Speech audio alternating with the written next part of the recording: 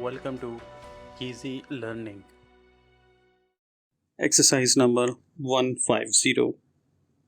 We have been informed of the proposed meeting of your county association on Wednesday next, and to us it appears that as soon as the members realize the state of affairs, they will be only too glad to postpone a definite decision.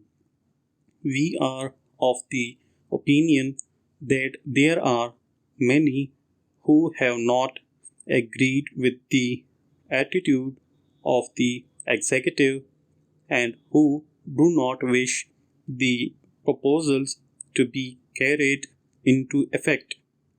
At all events, at all our own recent county gatherings, which have been rather smaller than usual, there has been much objection to several proposals on this subject, and as soon as we can, we are having a postal vote as we cannot decide certain matters without knowing the opinion of members who have not been in attendance to express any views on the questions.